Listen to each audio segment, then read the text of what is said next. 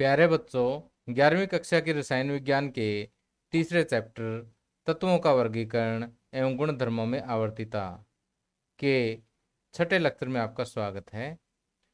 और इस लेक्चर का मुख्य टॉपिक है आयनिक त्रिज्या या आयनिक रेडियस।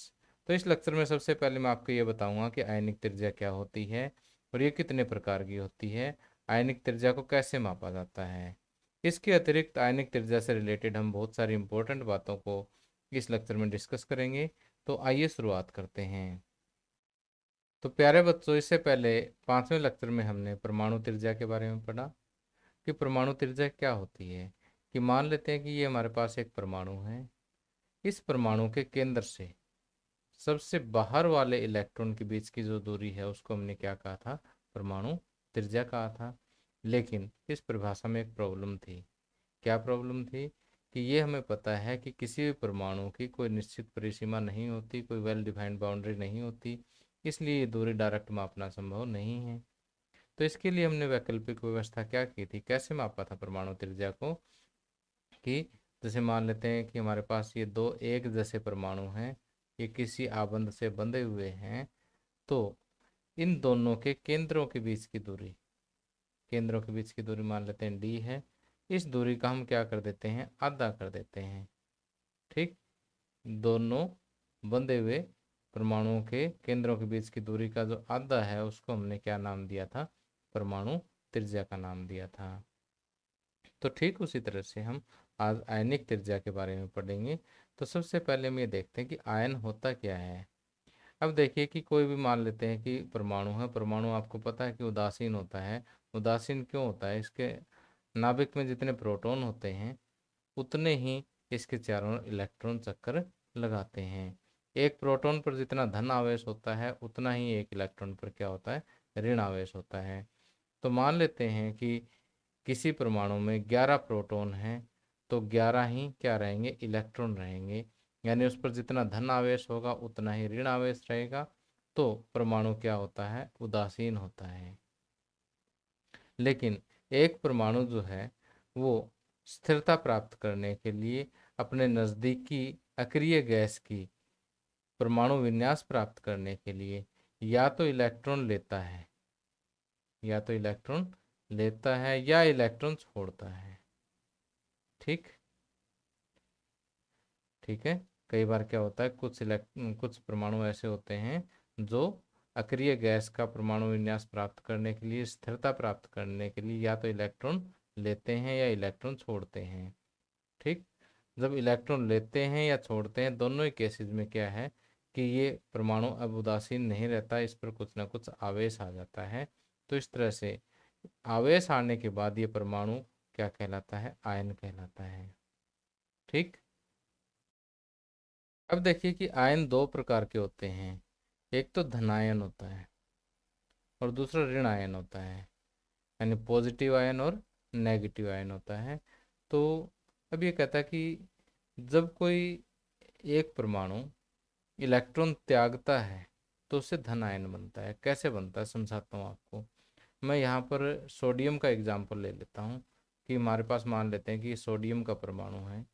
सोडियम के परमाणु के नाभिक में प्रोटॉनों की संख्या कितनी है, 11 है। न्यूट्रॉन की संख्या वैसे 12 होती है, लेकिन मैं यहाँ पर इसका कोई विशेष यूज नहीं करूँगा। अब जब प्रोटॉनों की संख्या यहाँ पर कितनी है, 11 है, तो इलेक्ट्रॉनों की संख्या भी आपको क्या मिलेगी, 11 मिलेगी। तो यहाँ पर देखिए 11 इलेक्ट्रॉन हम दिखा देते हैं, दो हो गए, दो, दूसरे कोष में 8 दिखा देते हैं हम। ठीक है, 2 और 8 10 और एक ही हो गया 11। ठीक, तो प्रोटॉन पे आपको पता है क्या होता है, धन आवेश होता है। और एक प्रोटॉन पे जितना धन आवेश होता है एक इलेक्ट्रॉन पर उतना ही क्या होता है, ऋण आवेश होता है। तो सोडियम परमाणु में क्या होता है कि 11 ही धन आवेश और 11 ही ऋण आवेश। तो ये उदासीन है। लेकिन अपने बाह्यतम कोष में 8 इलेक्ट्रॉन पूरे करने के लिए, या हम ये कहें कि नियोन वाली इलेक्ट्रॉनिक कॉन्फ़िगरेशन प्राप्त करने के लिए इसने क्या किया, एक इलेक्ट्रॉन छोड़ दिया। एक इलेक्ट्रॉन छोड़ दिया तो अब इलेक्ट्रॉन हो गए इसके पास 10। ठीक, तो ऋण ऋण आवेश कितना हो गया 10, जबकि धन आवेश कितना पड़ा है 11। तो कुल मिलाकर के इसके ऊपर क्या आ जाएगा, 1 इकाई धन आवेश आ जाएगा। ठीक, तो इस तरह से जो धनावेशित कण बनता है ये क्या है, सोडियम का धन आयन है। ठीक, तो इस तरह से कोई भी परमाणु जब इलेक्ट्रॉन छोड़ता है, एक भी छोड़ सकता है, एक से अधिक भी छोड़ता है, तो वो क्या बन जाता है, धन आयन बन जाता है। तो आप यहाँ से पढ़ भी सकते हैं कि जब उदासीन परमाणु एक या एक से अधिक इलेक्ट्रॉन त्यागता है तो क्या बनता है, धन आयन बनता है, इसे धन आयन कहते हैं।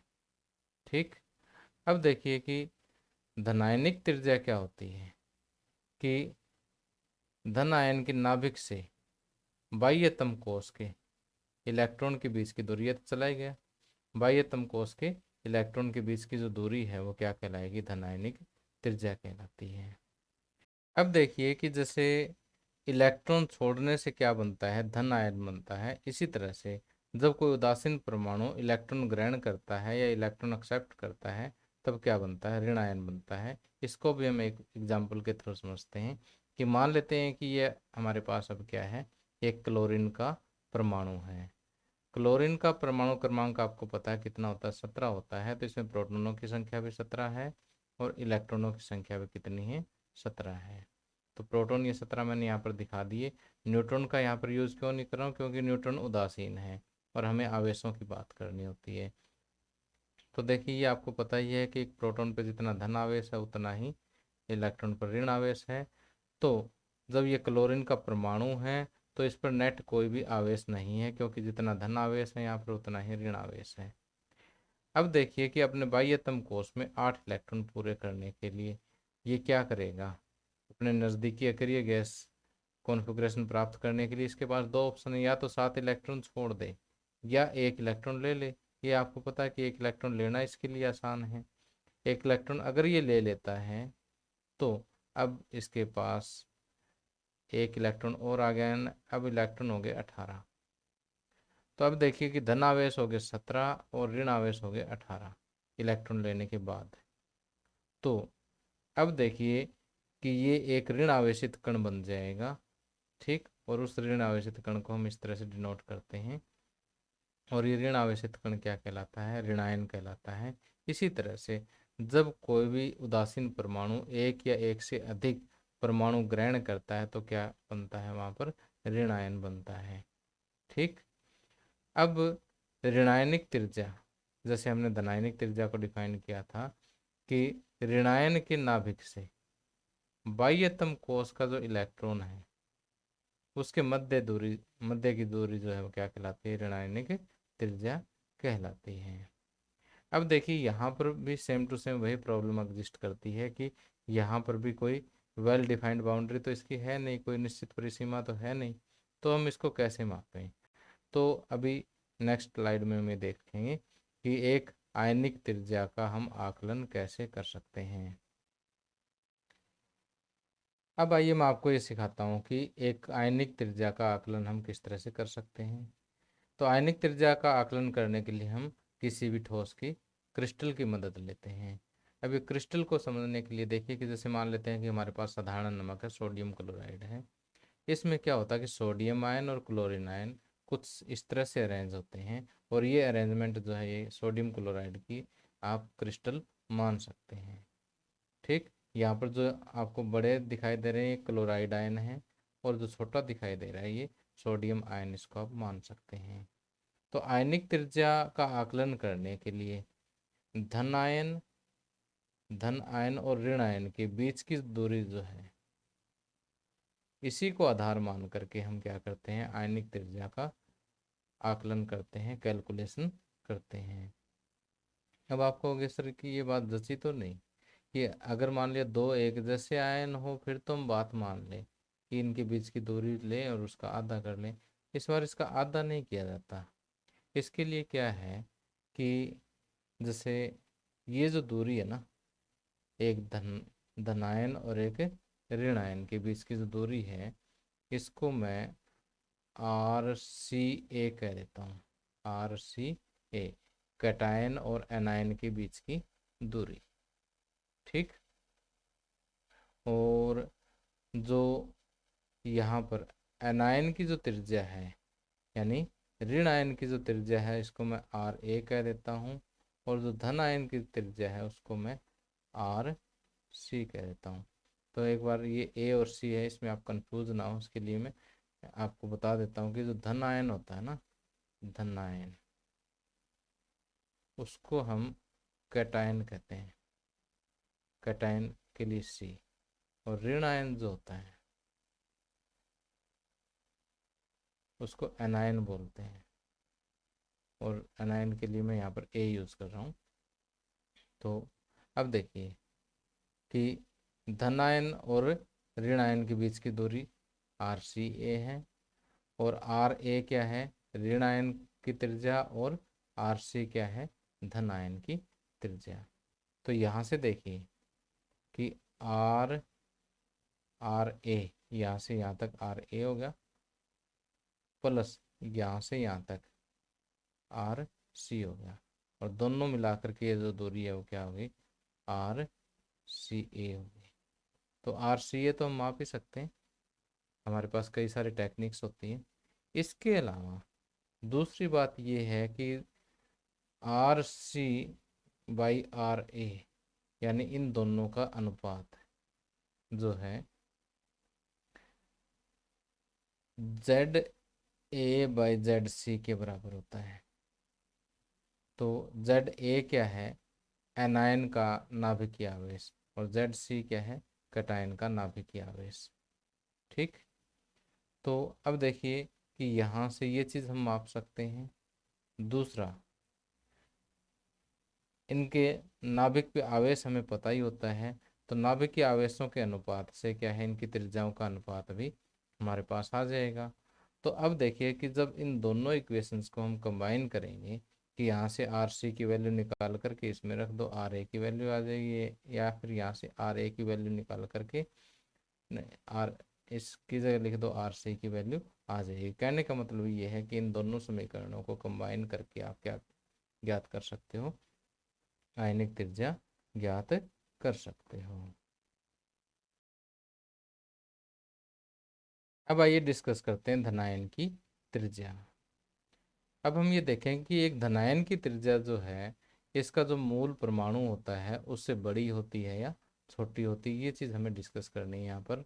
तो इसके लिए जो है मैं फिर से वही सोडियम परमाणु का उदाहरण लेता हूँ।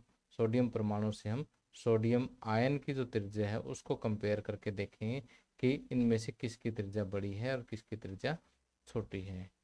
तो इसके लिए देखिए कि जब हम सोडियम परमाणु की बात करते हैं तो इसमें प्रोटॉन कितने हैं, 11, और इलेक्ट्रॉन भी कितने हैं, 11। तो जितना धन आवेश उतना ही ऋण आवेश है। तो यहाँ पर देखिए कि 11 प्रोटॉन, नाभिक के 11 प्रोटॉन 11 धन आवेश जो है इन 11 इलेक्ट्रॉन्स को अपनी तरफ आकर्षित कर रहे हैं, अपनी तरफ खींच रहे हैं। ठीक।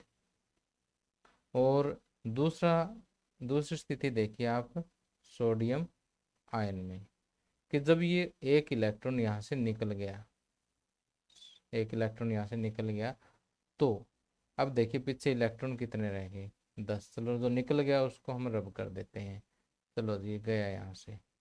ठीक। तो अब देखिए अब प्रोटॉन कितने हैं, प्रोटॉन तो नहीं गया ना, प्रोटॉन तो नाभिक के अंदर ही है। और इलेक्ट्रॉन कितने हैं, अब हो गए 10। ठीक।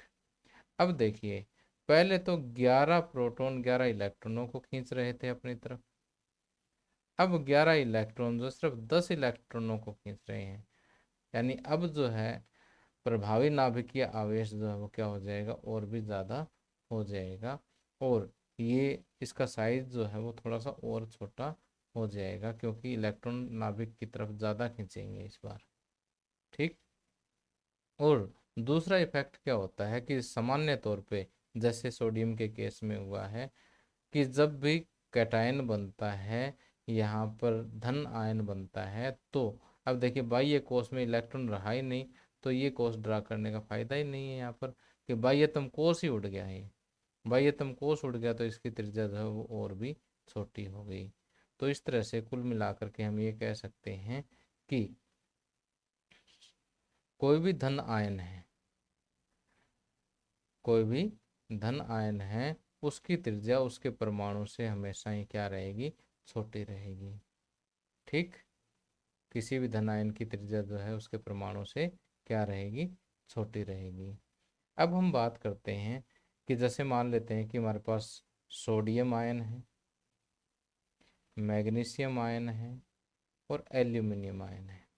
सोडियम 1 पॉजिटिव, मैग्नीशियम 2 पॉजिटिव और एल्यूमिनियम 3 पॉजिटिव।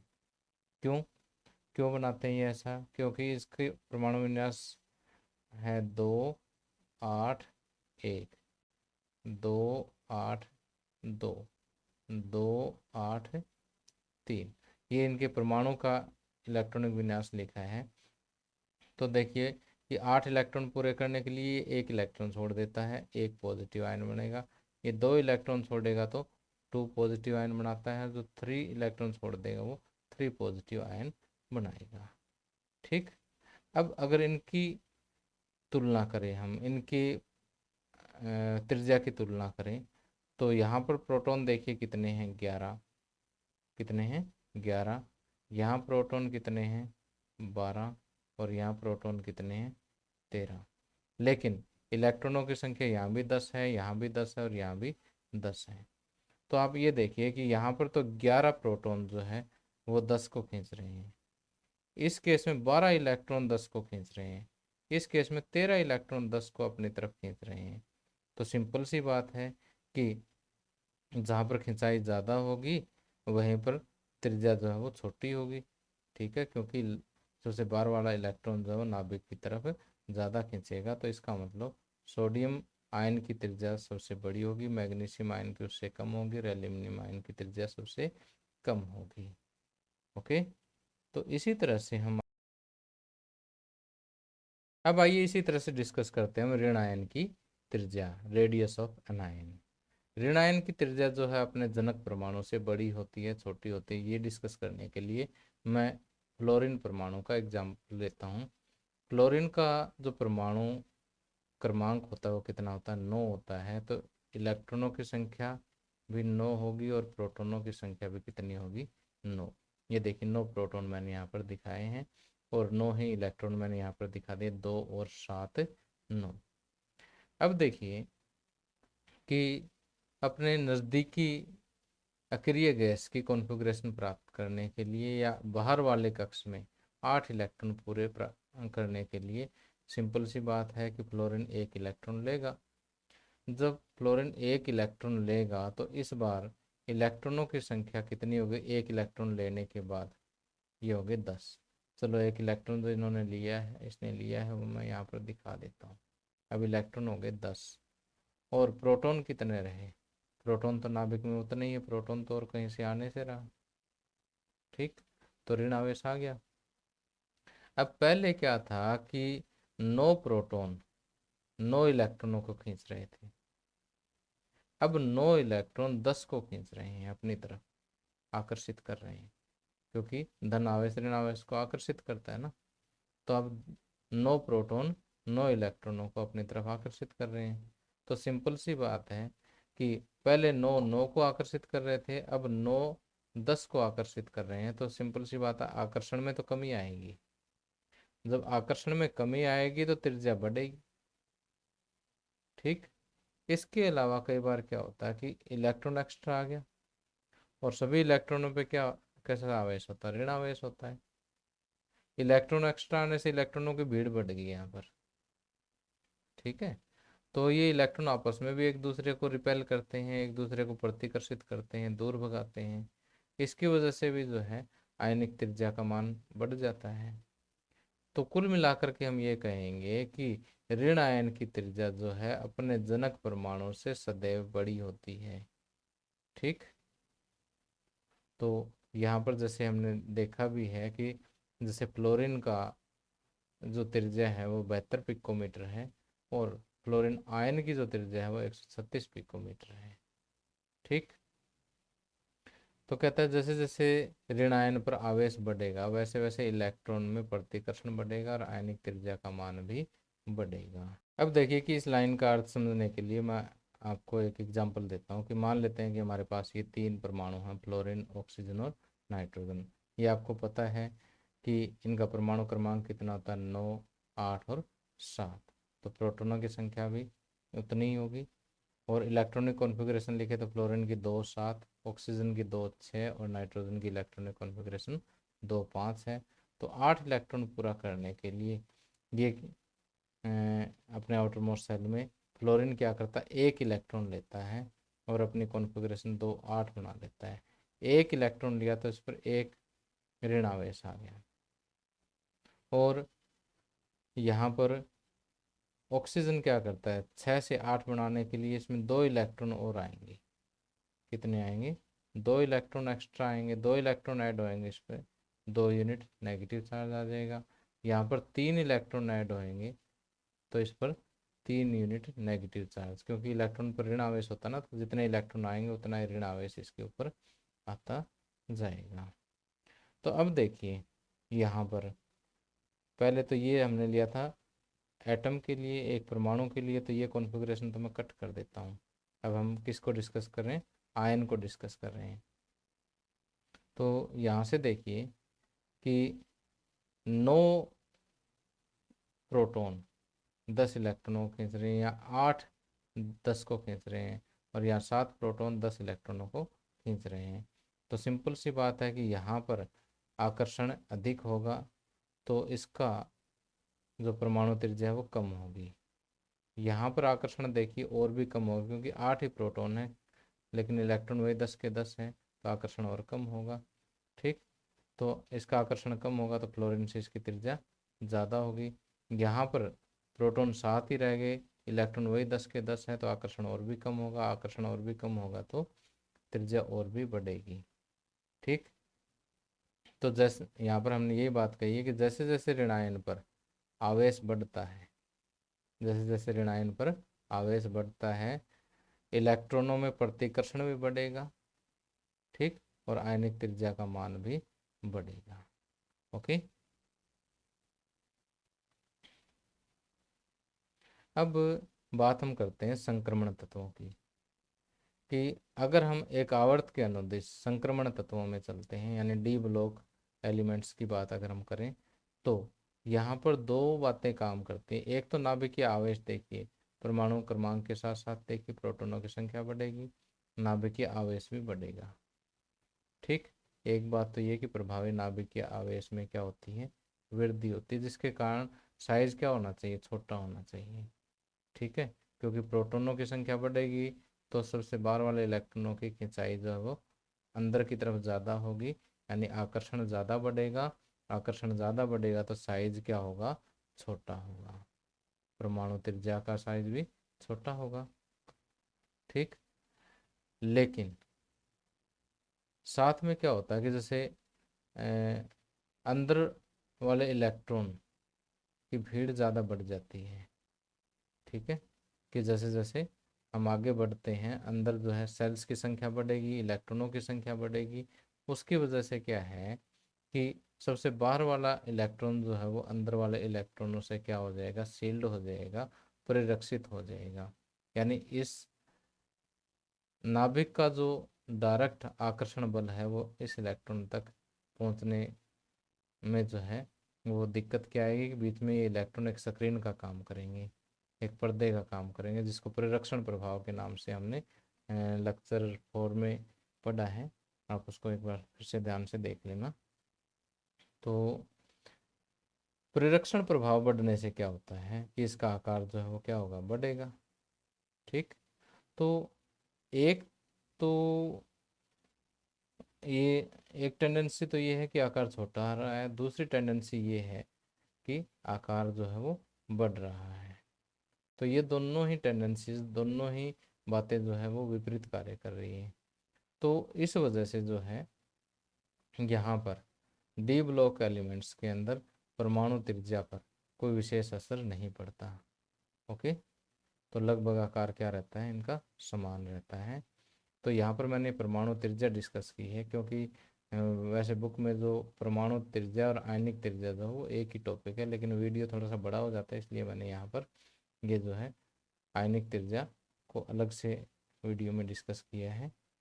तो अब देखिए कि यहाँ पर सम इलेक्ट्रॉनिक श्रेणी, सम इलेक्ट्रॉनिक श्रेणी का मतलब क्या होता है कि वे स्पीसीज, स्पीसीज का मतलब एटम या आयन, जिसमें यानी परमाणु या आयन जिसमें इलेक्ट्रॉन की संख्या क्या हो, समान हो, ठीक, और नाभिकीय आवेश भिन्न भिन्न हो, वो सम इलेक्ट्रॉनिक श्रेणी कहते हैं उसको। तो इसको समझने के लिए हम जैसे लेते हैं कि लिथियम है, लिथियम का परमाणु क्रमांक है 3, तो इलेक्ट्रॉनों की संख्या भी क्या है 3, परमाणु विन्यास 2 और 1, ठीक। तो यहाँ पर प्रोटॉनों की संख्या कितनी है लिथियम में, 3, ठीक, और न्यूट्रॉन की संख्या की एक बार मैं बात नहीं कर रहा हूँ, ठीक है। तो ये वैसे 4 होती है इसमें, तो 2 इलेक्ट्रॉन तो ये हो गए, 1 इलेक्ट्रॉन बाहर है और है, लेकिन वो इलेक्ट्रॉन जो है हीलियम की कॉन्फ़िगरेशन प्राप्त करने के लिए क्या है, 1 इलेक्ट्रॉन छोड़ देता है, और ये इलेक्ट्रॉन छूट गया तो इसके 2 ही इलेक्ट्रॉन रह गए, और ये लिथियम के बजाय लिथियम आयन बन गया है, लिथियम आयन बन गया है, ठीक। इसी तरह से अगर हम बेरिलियम आयन की बात करें, 2 and 2, ये 2 इलेक्ट्रॉन छोड़ देगा, 2 इलेक्ट्रॉन छोड़ देगा, लेकिन प्रोटॉनों की संख्या क्या है, 4, इलेक्ट्रॉन वही 2 है, ठीक, किसमें, बेरिलियम 2 पॉजिटिव में, ठीक। इसी तरह से बोरोन 3 पॉजिटिव में, बोरोन में प्रोटॉनों की संख्या क्या है, 5। तो यहाँ पर आप देख रहे हैं कि बोरोन, बेरिलियम, लिथियम, इसी तरह से हीलियम का जो एटम है, हीलियम में प्रोटॉनों की संख्या 2 है, ठीक, और इलेक्ट्रॉनों की संख्या भी 2 है। ये हीलियम आयन नहीं है, हीलियम के परमाणु है, ठीक। इसी तरह से हाइड्रोजन का आयन 1 इलेक्ट्रॉन लेकर के नेगेटिव बनाएगा, तो इन सभी के अंदर इलेक्ट्रॉनों की संख्या कितनी है, 2, और प्रोटॉनों की संख्या अलग अलग है, ठीक।